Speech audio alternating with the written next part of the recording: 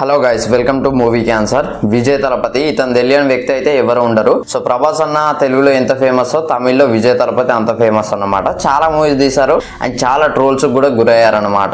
So ఆయన movies తీసి politics పోతా అని చెప్పేసి చెప్పారు. సో విజయ్ తలపతి గారు లాస్ట్ టైం లియో మూవీ ఆ ఒక్క మూవీ తీసి నేను పాలిటిక్స్ పోతా అని చెప్పేసి ఆయన చెప్పడం అయితే జరిగింది. లియో మూవీ అయిపోయింది, సో ఇంకొక మూవీ తీస్తా అని అయితే ఆయన చెప్పారు. సో అదే greatest of all time. So అది సూపర్ హిట్ అయింది ఆ మూవీ. సో ఆ మూవీ తర్వాత నేను ఇక పాలిటిక్స్ లోనే ఉంటా అని చెప్పారు. సో దాని తర్వాత మళ్ళీ ఒక మూవీ అనౌన్స్ చేశారు, అదే జననాయగన్. సో ఈ మూవీకి సంబంధించి ఫస్ట్ రోర్ అయితే నిన్న రావడం అయితే జరిగింది, ఆయన బర్త్డేని పునస్కరించుకొని అయితే. సో దానికి సంబంధించి ఆ డైలాగ్ ఫస్ట్ రోర్ లో అయితే పెట్టారు, నింజిల్ కుడి ఇరుక్కు అని చెప్పేసి ఆ డైలాగ్ చెప్పారు. సో దానికి మీనింగ్ అయితే నాకు తెలియదు. సబ్ టైటిల్స్ లో చూద్దామన్నా కూడా సబ్ టైటిల్స్ అయితే లేవు, ఓన్లీ తమిళ్ అని చెప్పేసి వాళ్ళైతే మెన్షన్ చేశారనమాట. అండ్ దాంతో పాటు ఒక కొటేషన్ కూడా పెట్టారు, a true leader rises not for power but for the people.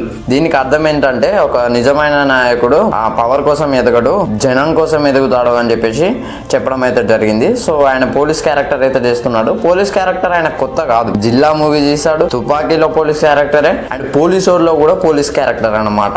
And తనైతే లుక్ అయితే చాలా బాగుంది, కటానా పట్టుకున్నాడు, కోర మీసాలు. సో ఆ కటానాకి బ్లడ్ చూడొచ్చు, అంతకన్నా నరికాడా అనేది మనం మూవీలో చూడాలి. అండ్ ఆ కత్తితో మీసం ఇప్పుడు అది ఇంకో వేరే లెవెల్ ఎలివేషన్ అని చెప్పుకోవచ్చు. నాకు తెలిసి విజయ్ తలపతి తీసిన మూవీస్ అన్ని ఒక ఎత్తు అయితే ఈ మూవీ ఒక ఎత్తు కావచ్చు. అండ్ లియో 2 ఉంటుందని చెప్పేసి లోకేష్ కనకరాజ్ అయితే అఫీషియల్ గా అనౌన్స్ చేశాడు. అనిరుద్ బీజం అయితే ఇరుగా తీశాడు, నాకైతే చాలా బాగా నచ్చింది. తన లుక్, తన swag, everything Vijay Thalapathy swag చాలా బాగున్నది.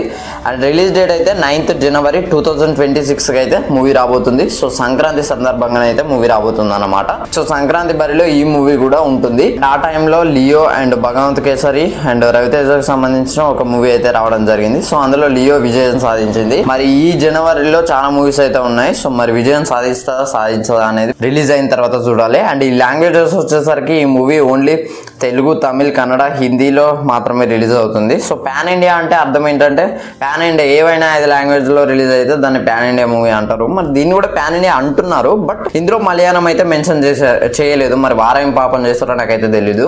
మలయాళంలో కూడా ఆయనకి చాలా క్రేజ్ ఉంది. అండ్ మలయాళం అంటే మమితా బైజు కూడా ఈ మూవీలో చేస్తుంది. అండ్ పూజ హెగ్డే హీరోయిన్ గా నటిస్తుంది. సో మరి చూడాలి, నేనైతే ఈగర్గా వెయిట్ చేస్తున్నా ఈ జననాయకన్ కోసం. సో మలయాళంలో కూడా రిలీజ్ చేస్తే బాగుంటుందని నా ఒపీనియన్.